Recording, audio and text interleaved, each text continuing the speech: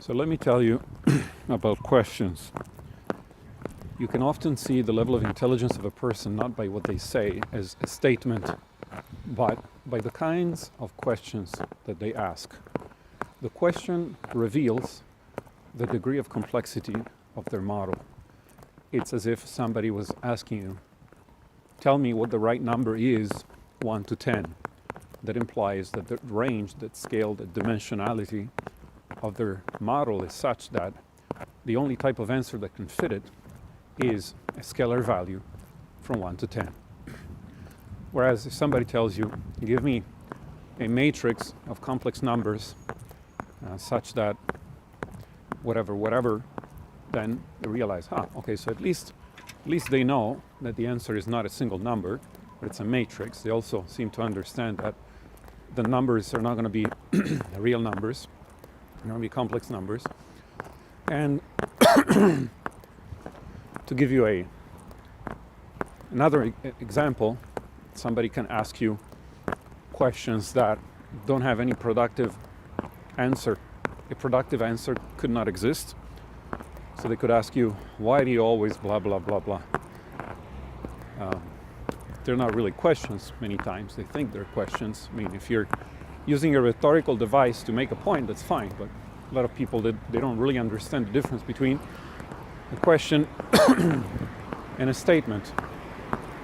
Because there's no real answer to why do you always. Assuming that the other person always does something which may or may not be true.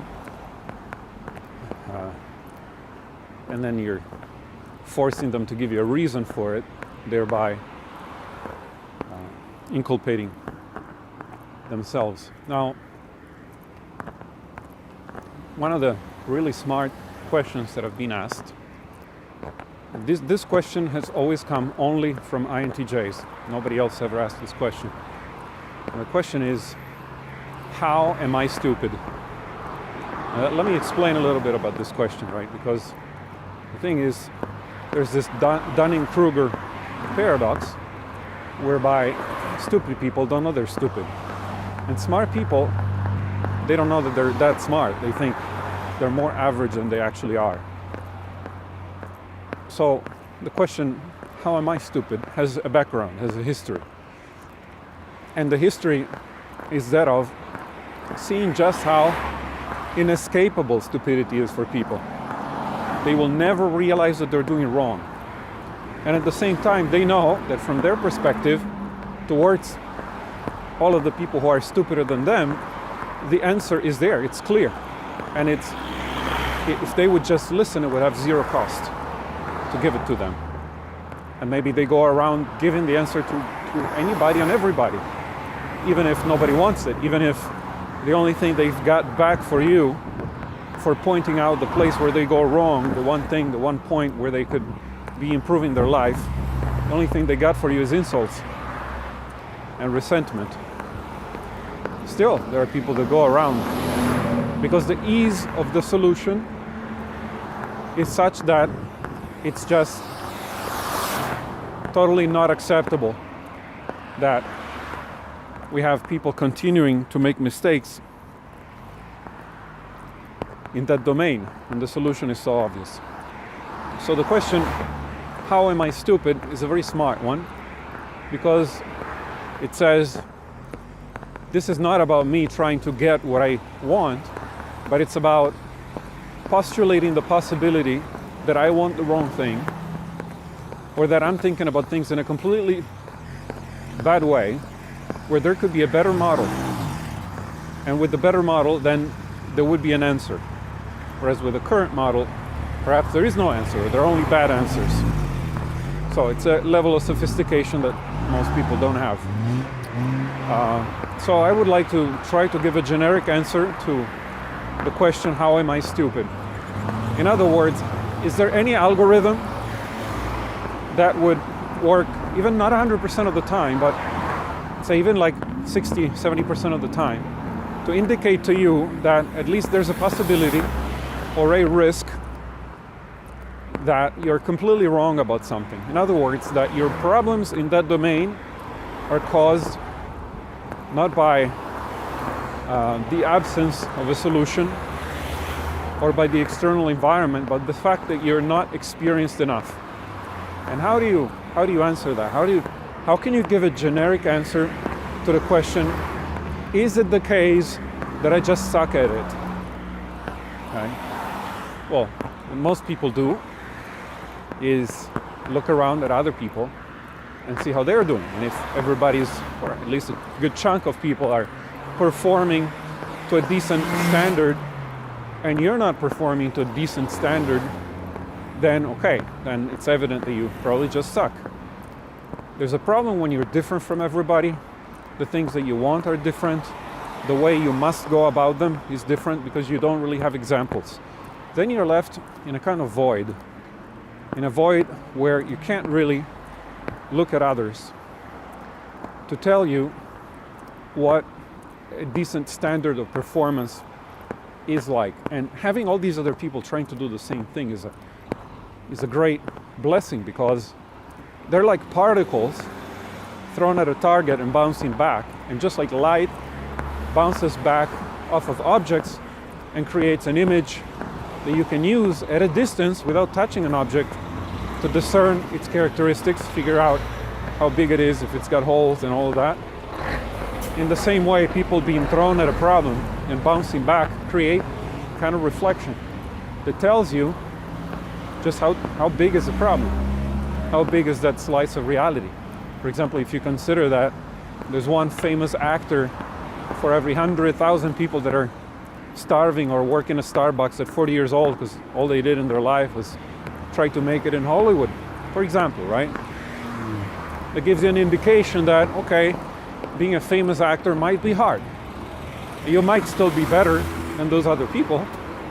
And if you didn't think so, then your chances would be zero to make it in the domain. But at least in a first analysis, you know that the problem is hard. Now, what happens when the stuff that you want and the ways that you must go about it because of your personal makeup, those things are so rare that you can't look at other people. You need another way to figure out, do I just suck at it? Like, is this problem super, super hard? Or is it impossible, perhaps? Or is it just that I suck at it? Because oftentimes, the direction in which you aim your efforts must be very different, whether you think that you have a problem with your skills or your approach, or whether you think that the problem is external. For example, just to give you an example that comes to my mind is people who are not good with women who try the same thing with every single chick. And if they think that the problem is outside, that is that they simply need to try again because there was a problem with that particular woman, or if they have a problem with their understanding of the world where they think that there's some chunk of women that behave differently, whereas in reality there aren't, and they will just keep trying the same thing with different people and get the same result. But then if they stumble upon for example, some PUA teachings, they might realize, so I was doing something that was completely wrong. So now perhaps what I need to do is go out to the same venue, get familiarized with the environment, talk with the bartender, whatever I need to do to start feeling like that's my second home and that I'm comfortable.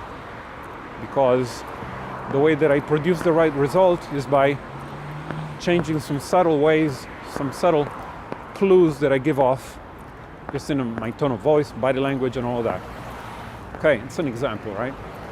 But generally speaking, so I hope that I've established that for some people there's a need to have this kind of algorithm. And then I've established, I hope, how it would be useful and why you would need to know if the problem is with you or not. So now let's get to the algorithm.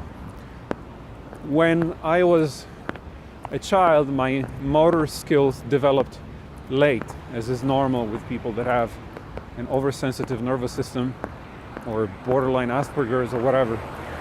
So, for example, I couldn't hit a ball to save my life in both tennis and volleyball. I just really, really sucked. And one thing in particular stuck with me, because I have a scar on my pinky. And that happened because I grabbed a glass and I squeezed too hard, because I think I was at some hotel and I wasn't used to very thin glass on the glasses. So I squeezed it like I would normally squeeze a cup. And the thing broke in my hands and we had to go to the ER to give me stitches. And what I learned from that is that when you don't have sophistication in something, you're just going to be too weak or too strong in your approach. You're going to be moving, like when they show the prototypical Android, not the sophisticated ones, but like the ones that are very stereotypical, and they're moving like a robot, right? There's even the dance move that you do when you're dancing, pretending to be a robot. It makes stereotype, contrived, very unsmooth movements with your body. There's even a sort of a kickback from the movement that you can simulate if you're trying to do that well. Almost like your gears, there's a servo motor. After you finish pushing, there's a kind of recoil. So, anyway, my problem with the glass was that it was squeezing too hard, because all I had skills to do was either squeeze it too light so that it would drop. So to avoid dropping, I was squeezing it hard. It's the same thing when you try to draw, for example. When you try to draw, many times you'll make the legs, let's say, too long. And then if you think, I got to account for the fact that I always seem to draw them too long, let me make them short. And the next thing you do is overcompensate and make them too short. If you're fighting combat with somebody, you might naively think, the stronger I hit, the stronger I'm going to be. So then you load your punch way behind your shoulders, but that just creates such a delay between you preparing and your punch being delivered that the adversary has time to say, okay, I see he's going to punch me from that angle. And you lose because of that. They can do all sorts of things like they do in the movies. They can kick you in the nuts, for example, or in Aikido, they can come towards you and grab your punch before you have time to accelerate it forward. So, and I could go through more and more domains and show that there's a similar pattern where if you're not experienced in a field, you have black and white responses. Think about people who have, let's say, personality disorders of the type that preclude having close relationships, like borderlines and schizoids. Well, they often oscillate between two extremes. On one extreme, they have complete withdrawal and debasing of the partner and thinking that they're the worst person alive and just running as fast as they can. And on the other side, depending on the mood and the weather and whatever else, they have this anguish about being abandoned, being left alone, where they're actually scared of that. So, extreme levels of neediness coupled with extreme levels of detachment, and there's no way in between. So it seems to me that you can make a general case that in the majority of domains, and I'm sure you can find exceptions if you look for them, but in the majority of domains, one clear sign that you're stupid is that you tend to give all or nothing responses. If you're painting and all you can see is, okay, the grass is going to be super green and the sky is going to be super blue, but that's not what real grass and real sky look like. Real grass is almost gray with a little bit of green. And if you learn painting, you learn to see color in a different way. You learn to see color visually instead of symbolically, which is the same thing that you learn to do if you learn drawing. You learn to see shapes visually instead of symbolically, because the brain plays that trick on you to make you see symbols instead of visual percepts, which is its function after all, because the symbols are what's important for your survival, not the edges, not the contours, not the shades. And so that's what drawing and painting are. It's retraining your brain to operate more visually and less symbolically. And there's no clearer sign of an amateur who creates some kitsch, disgusting painting good enough for a doctor's office or a doctor's office toilet than somebody who just paints using primary colors and leaves it at that, No realism whatsoever, just painted like a child paints the sun yellow. All right.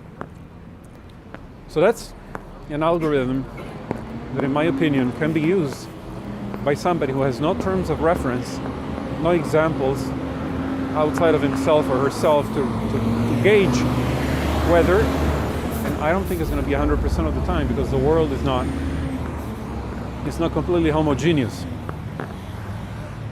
So when you say that it's not completely homogeneous, it also means that it's not completely not homogeneous. There are going to be some parts that are homogeneous, actually, in fact.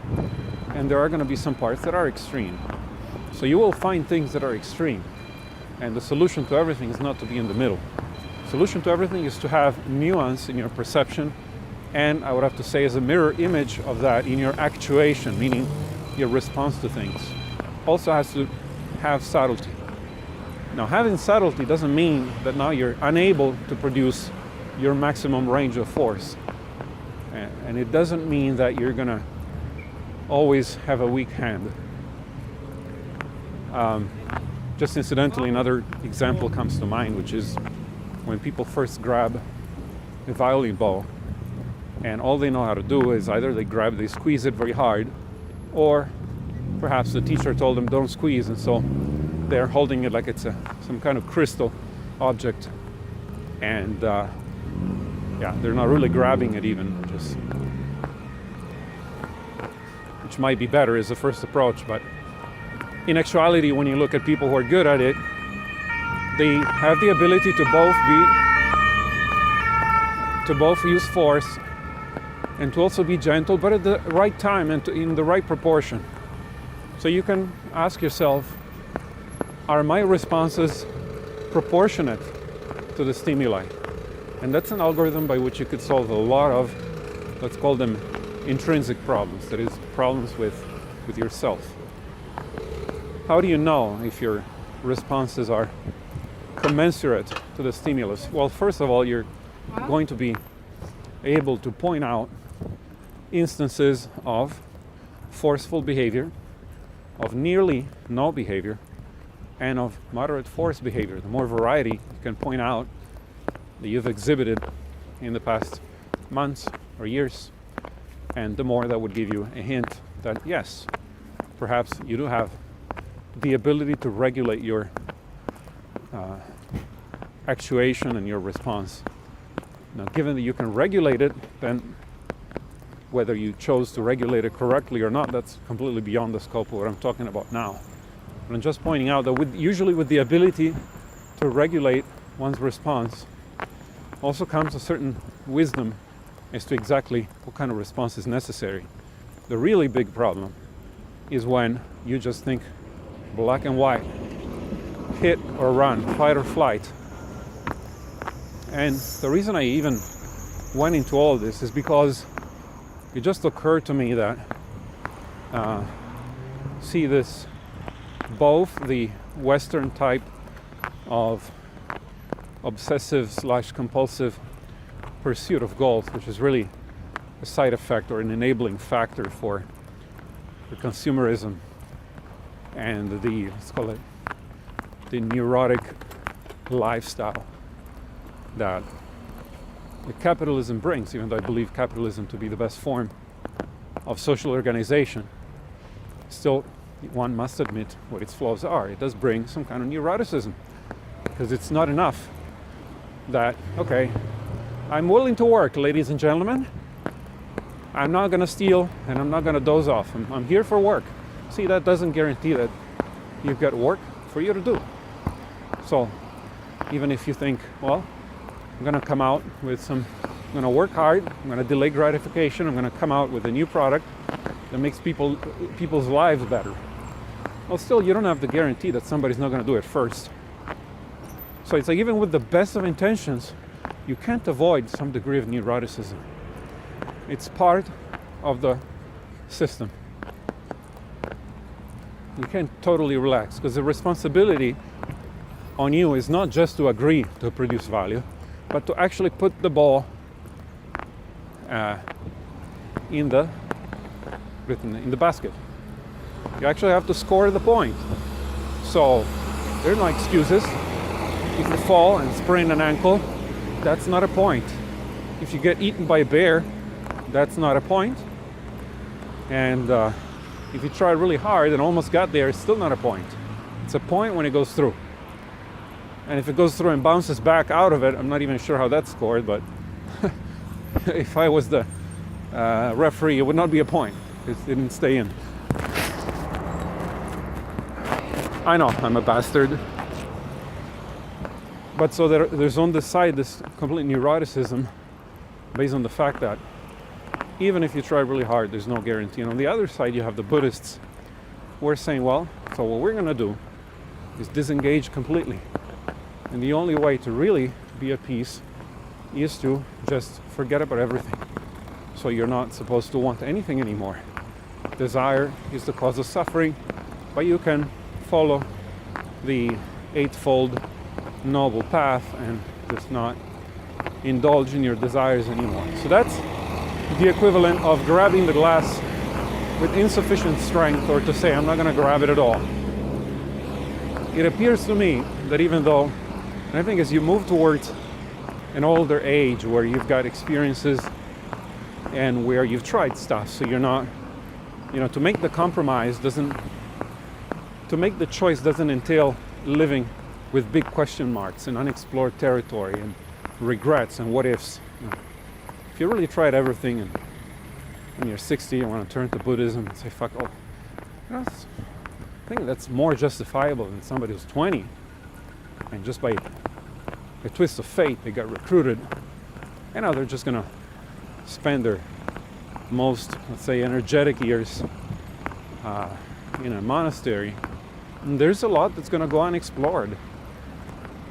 And if they don't end up old asking what ifs or asking questions, I think that's an additional flaw on top of having the unexplored territory, because it means that you don't also have curiosity. Now, they could twist that back to me and say, well, curiosity is part of our motivation system, and it gets more people in trouble than sheer lust and greed. So perhaps the fact that we enable this young fellow to remove his curiosity is actually our main gift to him. That's what we got him in for. And okay, so we could go down that thread, but it appears to me that the more the world becomes a complex system where everything new happens that is not a permutation of what has already happened, and the more you're anyway forced in some way to interact with the environment. Because in Thailand, if you're a monk, people give you free food. All you have to do is walk around with no shoes, and wherever you go, somebody's got some food for you. Well, try that in New York, right? So you have to interact with the world to some extent. And it seems to me that there's a constant need to adjust the grip on desires. There's a constant need to calibrate that grip in such a way that just like when you're grabbing a glass, you use the tactile sense to measure how much resistance the glass is offering against your skin. You measure that, and based on that you adjust your grip. In the same way, it seems to me that the absolute, let's say, lowest suffering, but at the same time highest motivation, because having motivation is a type of pain avoidance, because if you wake up and you don't have any dreams, that itself is depressing, even though nobody's stabbing you in the back and nobody's after you for your money or whatever. It's still depressing.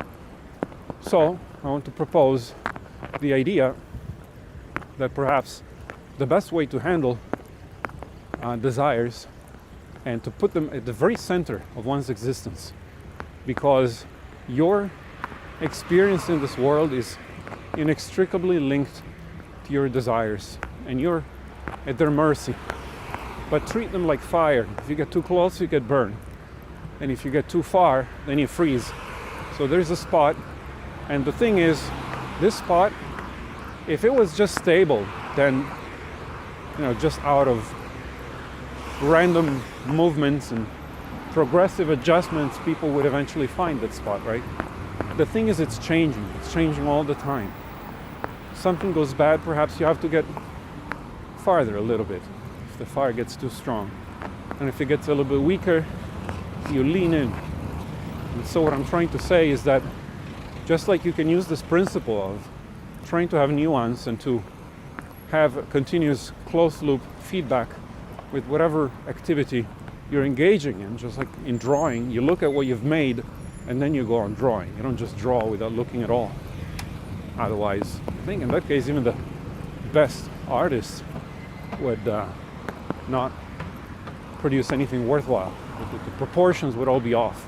There's a continuous loop between what you see and what you draw.